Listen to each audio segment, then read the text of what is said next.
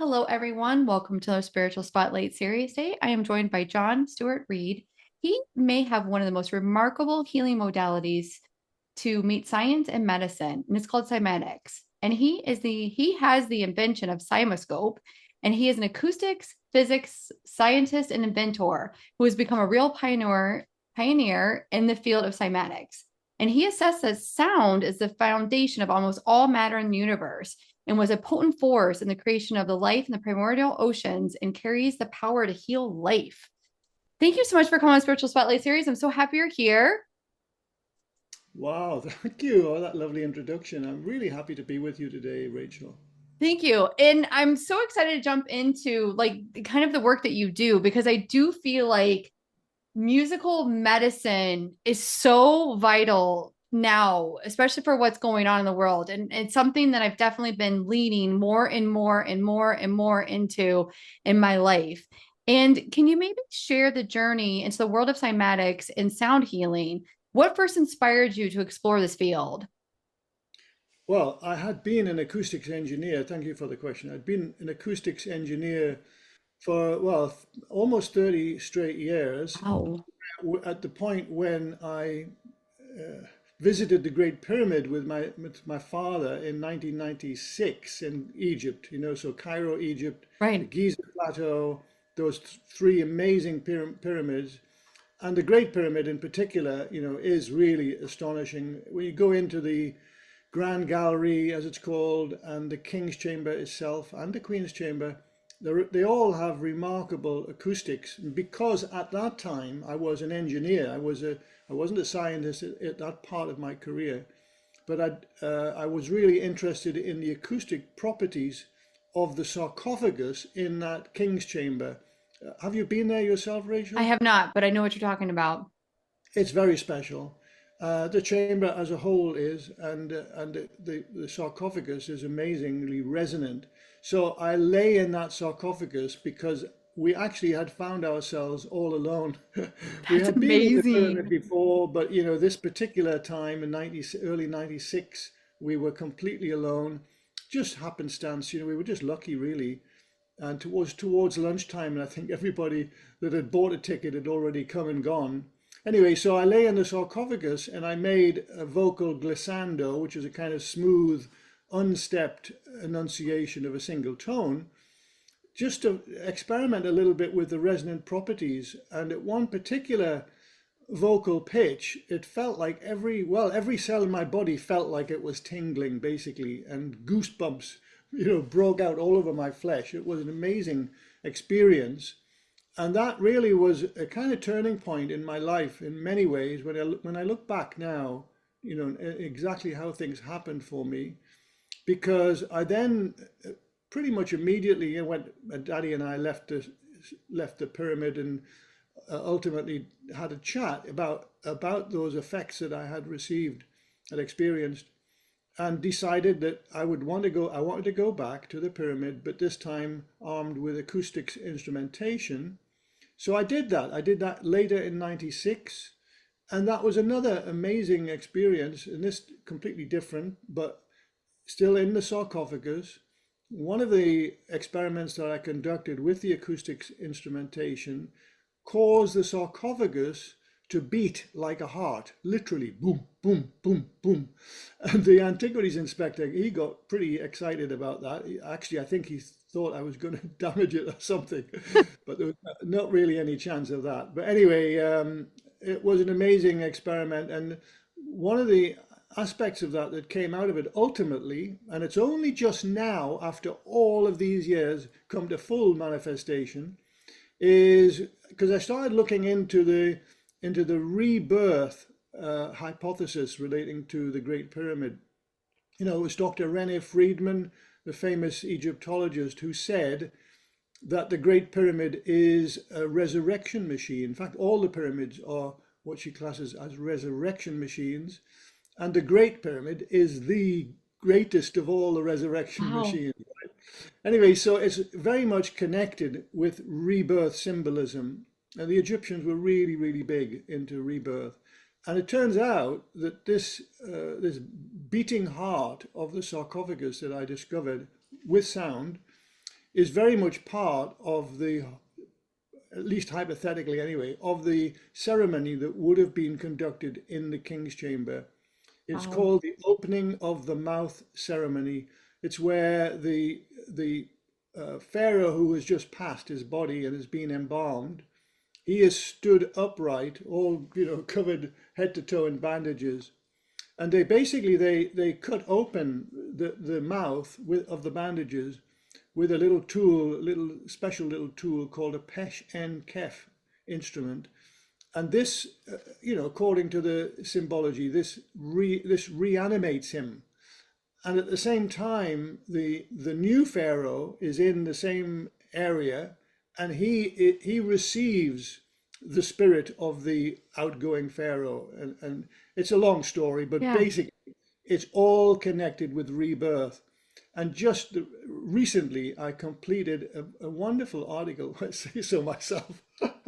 It is a Everyone wonderful check it out. article uh, on Egyptian rebirth sonic rituals, and this is a kind of culmination of all of these years of because this is a Egyptology is a hobby for me. It's not my career path, Right. but because of all the times that I've been to Egypt and all of the experiments that I've conducted in Egypt, therefore I've been able to create this article, which is an excellent article all about rebirth. But one of the aspects of my present life, now as a scientist, how that all came about was because of the 97 experiment. So in 96 is when I discovered this beating heart phenomenon in the pyramid. But I wanted to carry out what's termed a cymatics experiment. And cymatics is spelled with a C, C-Y-M-A, right? And this is basically the science of visible sound. It's how you make sound visible. So some people watching this might say, well, we already know how to make sound visible. Use a spectrum analyzer or an oscilloscope or whatever. Yes, but they are graphic forms. They are showing you the graph of sound energy, say, right? It's not showing you what sound actually looks like. So when you see sound made visible, it's very beautiful, actually. And so I wanted to conduct this experiment, cymatics experiment, with the sarcophagus, where I would stretch a membrane across the open top of the sarcophagus. And one of the principles, well, the primary principle of cymatics is that the patterns, whenever you have membranes and you have sound, there will be a cymatic pattern imprinted on that membrane, but it's invisible to the unaided eye. I liken it to a fingerprint, or a thumbprint on glass. You pick up a glass and you hold it, put it down, and immediately look where your finger or your thumb was. You would be really hard pushed to see any imprint whatsoever. Oh, But if you sprinkle on some fine powder like talcum powder, oh, straight away you can see your fingerprint or thumbprint. And of course, this is the science of forensic science. Uh, and it's a similar sort of thing with cymatics. For those of you who are not familiar, sound imprints a usually geometric pattern onto a membrane. And this membrane, by the way, it doesn't have to be what I used in this case in the sarcophagus was a PVC membrane. It doesn't have to be plastic. It can even be metal. It can be almost anything actually will receive a pattern of acoustic energy. And in this case, with the membrane that I stretched across the sarcophagus, I used sand because they've got plenty of sand in Egypt. It's like it's everywhere. And so they collected some sand for me outside the pyramid, and that's what we used. But before I kind of tell you the rest of the story, I have to tell you the great gift that occurred. And this gift is how I came to be a scientist, basically. In my very early days, in my youth, I wanted to be a scientist. But it was actually my daddy he advised me to go into engineering first. He said to get a really good grounding in engineering. And I'm so glad that I did that. But anyway, so then this event that I'm about to describe was life changing, and ultimately, from it, I became a scientist. So what happened was about 3 weeks before going out to Egypt on this particular occasion, 97, I injured my lower back quite badly. I was in a lot of pain. And it was just through lifting something at an awkward angle, and I damaged the muscles basically in my lower back. And whenever your body is damaged in that way, in the spine area particularly, what happens is your muscles in that area go into a spasm. Hmm. And sometimes in medical science, this is called the splinting cycle. You know, if you have an injury, say a fracture of your arm or your leg or whatever, you would splint it, wouldn't you, in order to make sure it doesn't move Right. while it's healing. Well, it's very similar what happens automatically in your body if you have a spinal injury. Your spinal muscles go into, it's kind of like a cramp, but it's not quite like a cramp, but it's a spasm. It's similar to a cramp, and it's very, very painful. It's actually more painful, way more painful than the original injury. So I was in great Yeah. pain that day. This is 3 weeks later, don't forget, 3 weeks after the injury, I was still in this great pain. And anyway, somehow I gritted my teeth, took a lot of painkillers, and somehow managed to get myself into the pyramid. When you eventually go there, Rachel, you'll understand why it's not so easy, because the what's it called, the ascending corridor is only about 4 feet high. So you have to bend low Right. when you're going Yeah. up it, right? And it's going up at a 26-degree angle. And so me with this splint in my back, right, a natural splint, Right. it was really difficult to get in. Other people carried in the equipment. Then we set up the antiquities inspector and I set up this experiment together. He was very helpful. You saw that I was in great pain. I Yeah. told him. Anyway, set it up, and then instead of lying in the sarcophagus this time, I placed a small speaker there to make sound, right? And then the membrane was stretched across the top of the sarcophagus. There's a lot more detail than this I could go into, but we don't have the time to do all of Right. that today. But suffice to say, what happened next was absolutely astonishing, because I sprinkled sand on the membrane from a cappuccino chocolate shaker, by the way. That's what I used. Just like sprinkle it on, and then turned on the speaker from a powered oscillator. So from a little electronic oscillator that Yeah. makes pure tones into the speaker, right? And then what happened was absolutely astonishing, because on the surface of this membrane where I'd sprinkled the sand, an ancient Egyptian hieroglyph emerged in the sand. And it's just like, what? That You is know, amazing. oh my God, Rachel, what I had expected was something like what I'm looking at behind you there, that beautiful double spiral piece Right. of geometry, right? I was expecting what I would typically have seen. I have seen so many times in my life. Cymatic patterns are usually geometric and very often beautifully symmetrical and, just very lovely to behold. But in this case, no, this was actually a hieroglyph. And it was obvious to the antiquities inspector as it was to me, because straight away we recognized it as what's called the Jed pillar, that's Djed, Jed pillar, of the backbone of the god Osiris. And this hieroglyph was dynamic. It wasn't static. It was like snaking, writhing, on the Yeah. surface. Oh my God.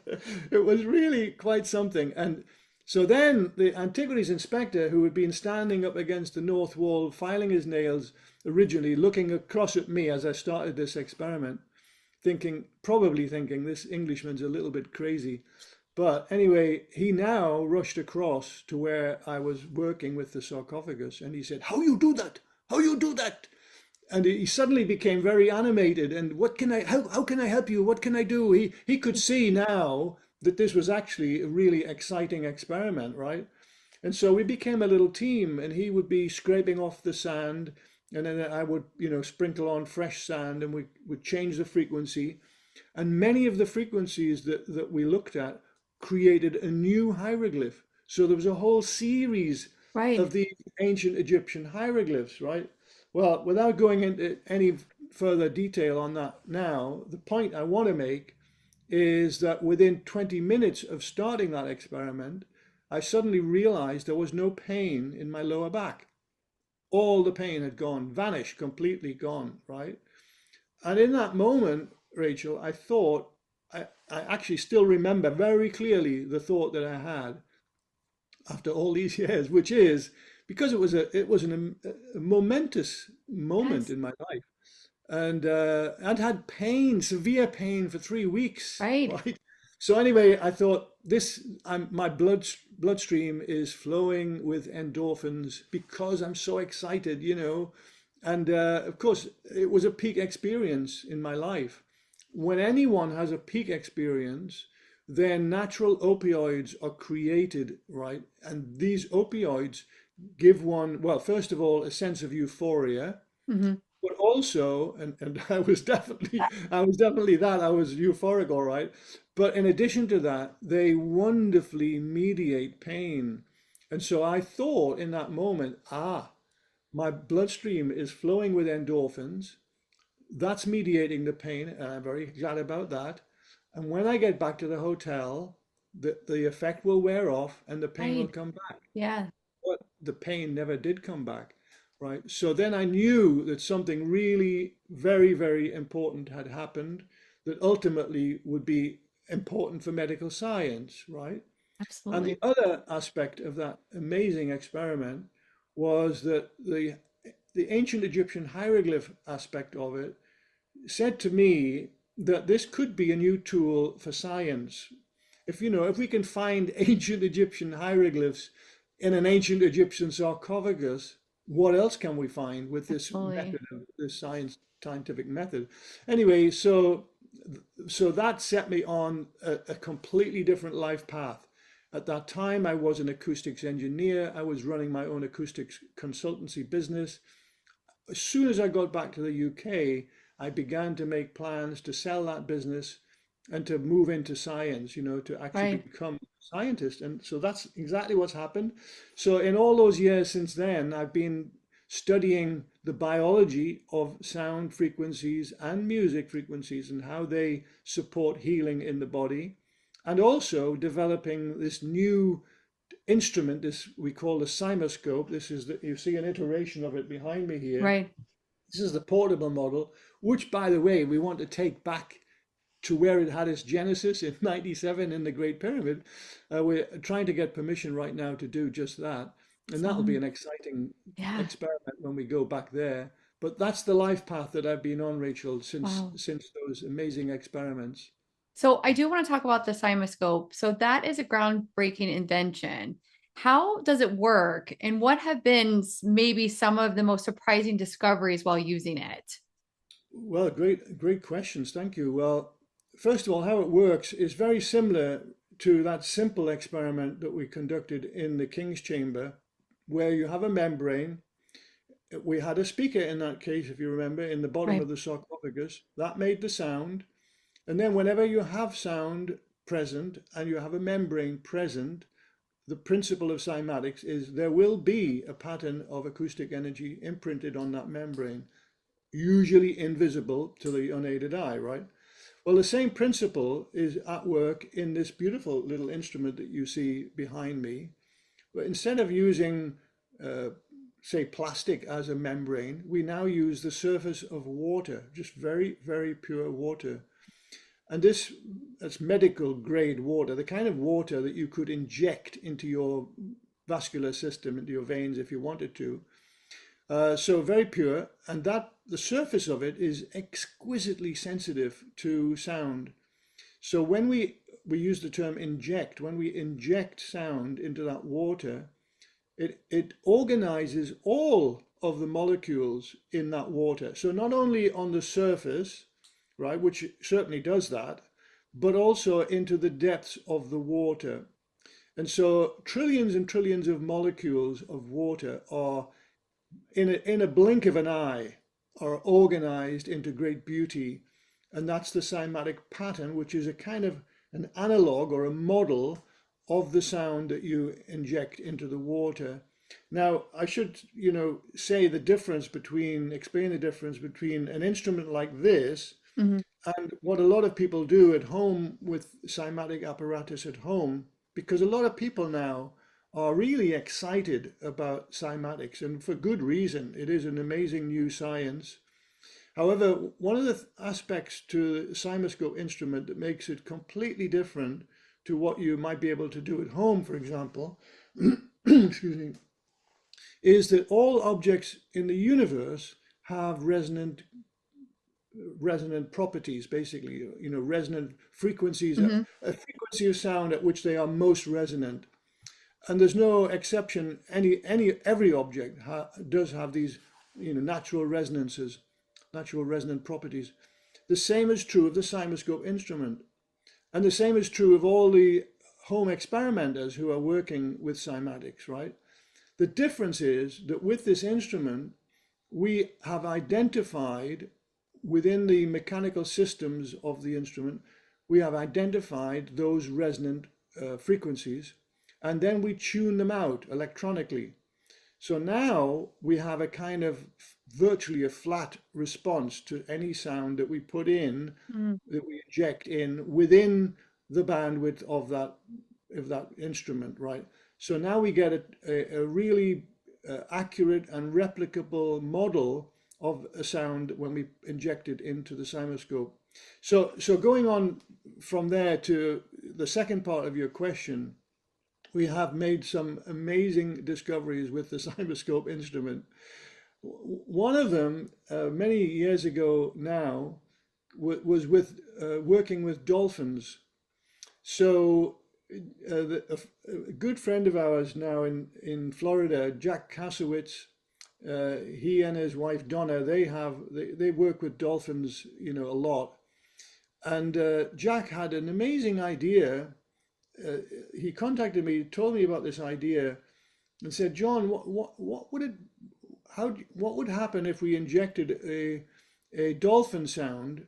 Because dolphins make a lot of sounds, and a lot of marine biologists have believed for a long, long time that dolphins communicate with sounds like in a kind of language of words, right?"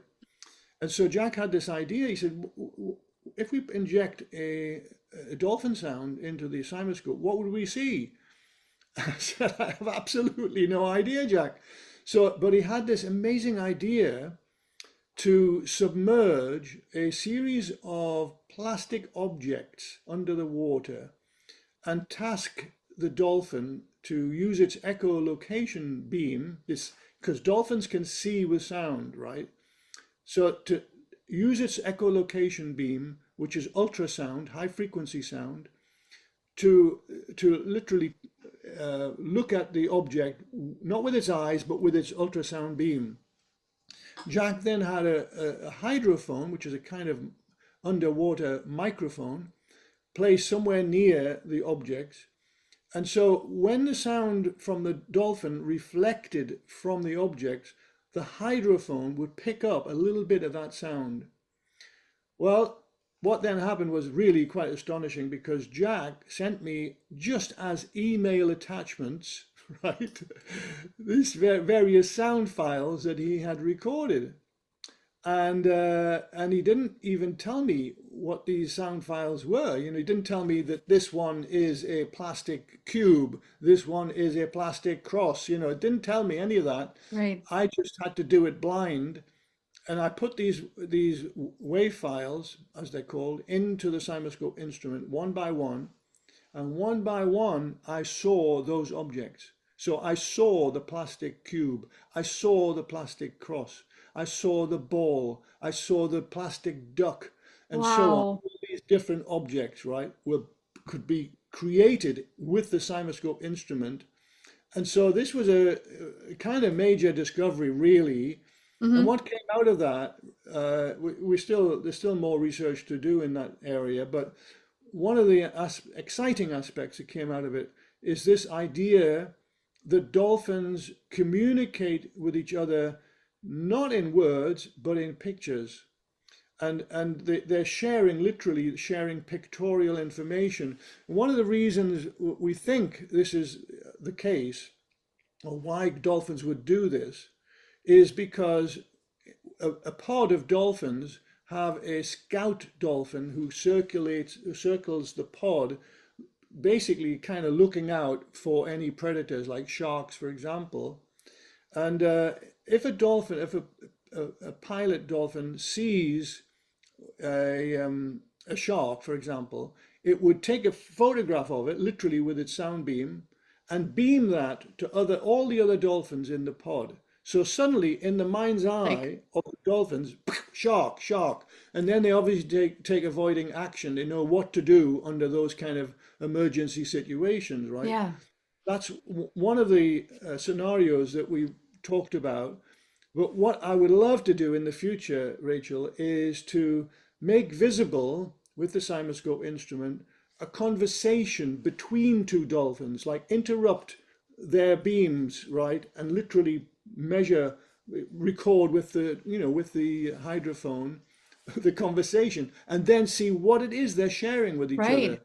That would be so exciting, wouldn't it? That would be Anyway, amazing. I'll give you one more example because I Absolutely. could talk literally all day on this subject. But one more exciting example that comes from the simoscope instrument concerns an experiment that we conducted here in 2018 with Professor Sung-Chul Ji of Rutgers University. He came here and we worked together to design a protocol for an experiment that's very much relating to this new shift network course, which is all about frequency medicine and how sounds and music in particular catalyze the body's healing, natural healing response. And the experiment was really, it came from an idea about Pythagoras of Samos and how he had said, he was a famous Greek philosopher who said that music could be used in place of medicine. And I realized that statement was very powerful, but had never really been adequately tested. And so the idea for this experiment came simply out of Pythagoras's quote. And I designed this experiment using human blood. And Professor G came here to help me design the protocol for running the experiment. And then he stayed for the first few experiments, which I'm going to describe to you now. So in essence, you simply take a test tube of whole human blood and decant it into two smaller test tubes. One test tube goes in a very quiet environment in the lab here called a Faraday cage. It's really quiet in there and also electromagnetically screened. And then the other little vial goes in an incubator in the main body of the lab here. And that in that case, there's a little speaker so we can play music to that blood. And so in essence, we test the number of viable red blood cells before and after, pre and post the music, in other words, right? And of course, we've also got the control in the Faraday cage to test. And the results were right off the bat amazing, really amazing. I mean, with all kinds of music, we were seeing all genres of music, we were seeing great improvements in the viability of the red blood cells. This is the ratio of dead blood cells to living blood cells. So I need to explain that when we receive blood from the blood bank, which was only taken from a donor the day before, by the way, so it's very fresh blood, right? Yeah. But blood can last up to 4 weeks before it has to be thrown in a blood bank situation. In this case, we literally get it the next day, so it's very fresh. But even so, it will still contain millions of red blood cells that are dead, because that's how it is in your body. They're dying all the time and they're being mopped up all the time, right? So always there will be millions that are dead. There'll also be millions that are alive and well, thank you very much. And there'll also be many more millions that are classed as medically old. This means they're starting to die. The outer membranes that have that beautiful lozenge shape normally starts to break up, loses integrity. And so ultimately they would die in the body, and again they would be mopped up by the body systems. In this case, what we were finding was that these old red blood cells were being made new again within 20 minutes of immersion in the music, right?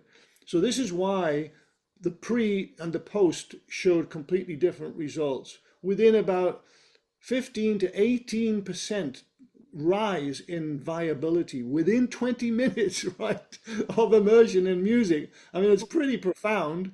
Yes. And but then where the cymoscope instrument comes into the picture is as follows: that we try to figure out what is the mechanism that's driving this. Okay, we know where maybe the music, maybe the blood likes the music, right? That doesn't really tell you anything at all. It we needed to know the mechanism, the biological mechanism, and so we hypothesized about it, and we said that the results from the classical music, when we tried classical music, were not as good as the results from the popular music, and that was a clue. We thought classical music would have been, a far better result. That's what we thought. Fascinating. It was counterintuitive, Right. to find that. Anyway, so it would, but that was a great clue because we then reasoned, well, the main difference between classical music and popular music is the bass beat, boom, boom, boom, boom. Takes me back to that pyramid I was telling you about earlier. Anyway, the bass beat. So we thought, so it could be the low frequencies in the music that's actually driving this healing mechanism, repair mechanism of the old red blood cells. And so what we did to prove this was we used a cymoscope instrument, and and the reason for that is because the speaker in the incubator has a very relatively poor bass response because it's only a small speaker, right?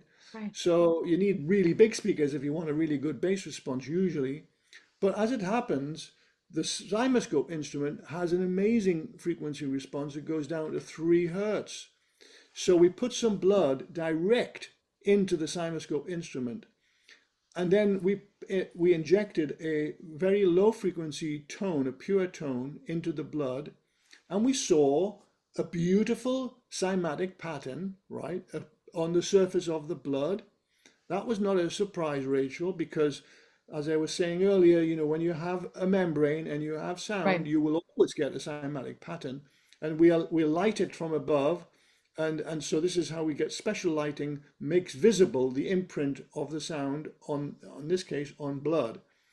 So we saw this beautiful cymatic pattern from this low frequency sound. And then we removed the sound. We just brought the fader down on the audio mixer and expected the pattern to disappear because that's what normally happens with cymatics. Like I said earlier, if you inject a sound within a blink of an eye, it creates all this beautiful order and a Right. beautiful pattern will emerge. But then as soon as you remove the sound, it goes back to Brownian motion. It goes back to just random, there's no pattern anymore, right? And that happens usually instantly. In this case, the pattern remained fixed on the blood. Oh my God. Yes. How? Love this. Love this. This was so exciting. And we had never seen anything like it. I'd never seen it. I'd been working in cymatics for many, many years, never seen anything like it. And so the reason this is a new medical discovery, right? Absolutely. And what it means is that when sound enters into blood, particularly low frequency sound, it causes the oxygen that's already dissolved in the blood to bind to the hemoglobin molecules in the red blood cells. And this causes them to turn in their color from very dark maroon color, kind of very, very dark red, to bright scarlet, right? Just like that in a Right. fraction of a second. And so the fact that there's no sound, you take the sound away, doesn't matter to the red blood cells because they've already received their oxygen, thank you very much, and they are going to hold on to it. Right. They've got it and they're holding on to it. And don't forget, this is in vitro in a test tube. So they can't release that oxygen as they would in the body in a vivo environment. They're constantly being charged with oxygen and then releasing the oxygen to the tissues. You can't do that in a test tube, right? Basically, as soon as they receive the oxygen, they just hold on to it, right? And they've got it, and that turns the blood bright scarlet. And there's this bright scarlet cymatic pattern just sitting there on the Ready to surface of go. the blood. Oh my God. So that was a kind of major medical discovery. And the way that it works in your body, Rachel, is that Every heartbeat, every time you have a heartbeat, that is a pulse of low frequency sound. And that is the primary mechanism that causes the oxygen to bind, rhythmically. Every time there's a heartbeat, boom, boom, boom, it's causing the oxygen to bind to the hemoglobin. And you know what would happen if your heart stopped? Right. Well, there's no sound anymore. And if there's no sound, then you would lose consciousness within a second, perhaps. It doesn't take very long for your brain to say, no, thank you. I don't like this not having any oxygen. And even though at that moment where your heart would stop, your brain is still engorged with oxygen. The blood has still got masses of oxygen in it, but it can't bind to the hemoglobin because suddenly there's no more sound, right? Right. Right. So the heart is not just pumping the blood around the body, which of course it is doing, and it does many things actually, many other things. But in addition, one of the other primary mechanisms, as we've discovered, is the sound itself actually causes the binding of the hemoglobin. And then when you understand that oxygen is the key healing molecule in the body, if you've got more oxygen in your body, then you've got more ability to power all of the healing mechanisms in your body. So it's very, very important. Fascinating. So you just brought up the course that you have upcoming at the Shift Network, which is Explore the Secrets of Sonic Sciences and Cymatics. So it teaches you how to connect with the spirit world through sound. What can participants expect to gain from this experience? From this, in the spirit world, did you say? Yes. Wow, I wasn't expecting that question. One of the wonderful discoveries that I've made over the years have been what I call the four postulated laws of cymatics. And I go into these postulated laws. I say they're postulated because, of course, they have to be proven by other scientists, but I've worked for many years in cymatics. And so these laws gradually appeared to me through working with cymatics. And one of the laws in this case that I'd like to describe right now that is very important from a spirit point of view is the second law of cymatics. And the second law of cymatics concerns the way that sound enters our body, how it enters our body. Now you will know obviously that sound, well, I think you will know that sound is not a wave in the sense of, I mean, graphically it's a wave. Its pulsation is, if you graph it, of course it looks like a wave, but the reality of sound in air, its actual space form, is that of a bubble. So the sound that's coming out of my mouth now is literally a bubble, and that bubble is oscillating in and out, and of course it's expanding as well at the speed of sound. And those little oscillations within the bubble are literally the energy information, which in this case is coming from the vibrations of my vocal folds, right? But when sound enters into water, something amazing happens that is not generally known, and this came out of this second law of cymatics. And what happens is that the sound, what's so-called wavelengths of the sound, are automatically compressed in a ratio of 829 to 1. And why that ratio is what it is simply because in air, the particles of air, all the various gases have the atoms and molecules in air make up the gas of the air. They have a certain distance apart, right? But and that causes a certain propagation speed of sound in air. But when sound enters into water, for example, it suddenly finds that the molecules of the water are much, much closer together. Therefore, that increases the speed of propagation because the energy can be passed on from molecule to molecule much faster, more efficiently, let's say, than it can in air, right? But the discovery that I made relates, and this is relating to the second law of cymatics, is that ratio of 829 to 1 is at work.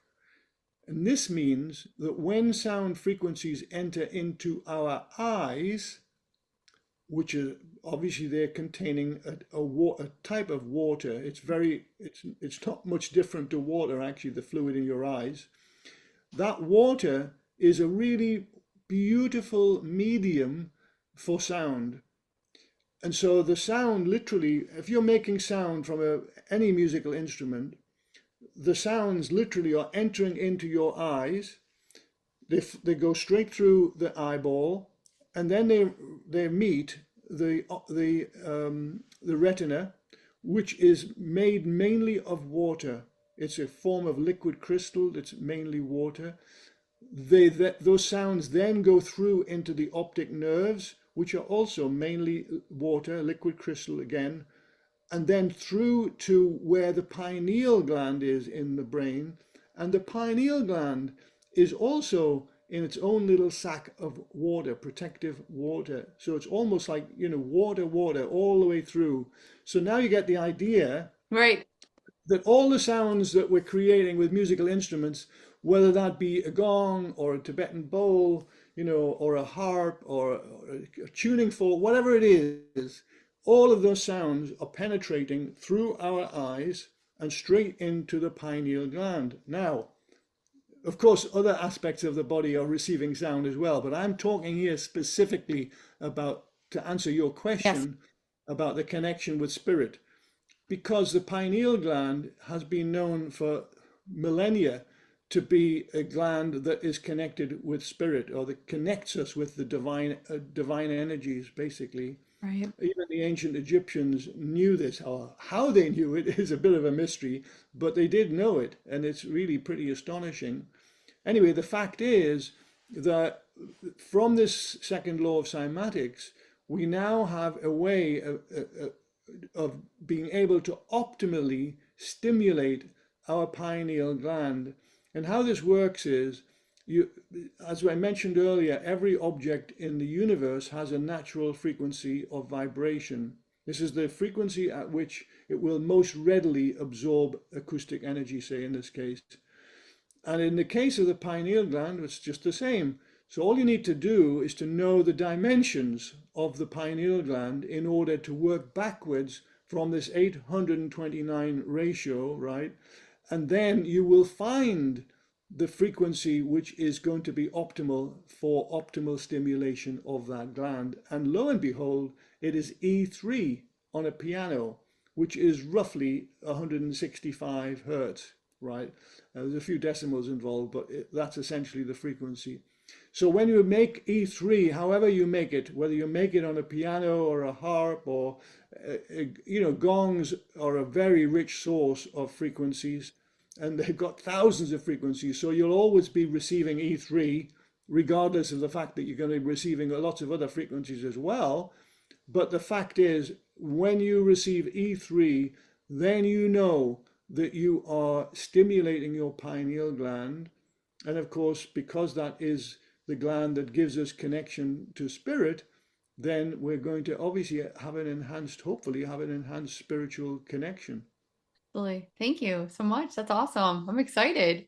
So I have one final question for you. I did have 20 questions, but we only got through a couple. But I'll have to have you come back on.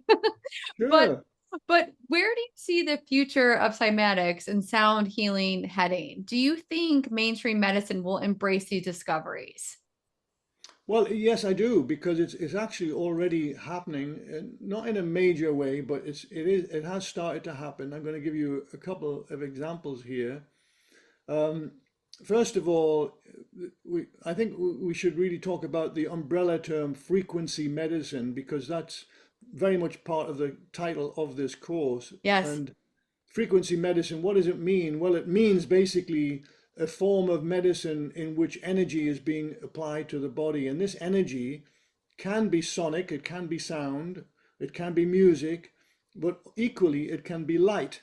So light frequencies, are still vibrations, but they're not vibrations of sound now. They're vibrations of electromagnetism.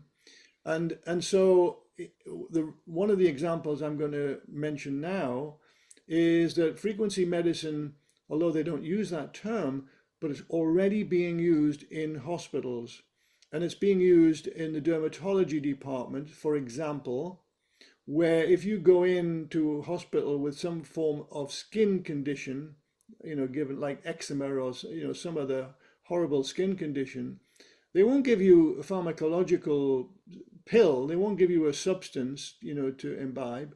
They will give you light therapy. They usually call it phototherapy or photobiomodulation therapy, but still, it's essentially frequency medicine. So Hmm. that's one, wonderful aspect of mainstream that's already recognizing that frequency medicine has its place, has a very important place. Another one, Rachel, which I really love, is this new clinical term, music medicine. So Yes. you've probably heard of music therapy. I think most people, have come Yes. across the term music therapy in their lives. And music therapy really started in the 1950s. It really started to escalate, to burgeon into the world in the 1950s and onwards. And it's still with us today, and it's a very popular form of therapy. And essentially, it's a form of psychology as well as physical therapy. So you've got the patient working with a therapist, and then of course the therapist is helping the patient to choose the music, although it's very important for the patient to actually want the particular music, whatever it is. That they have to love it really, ideally.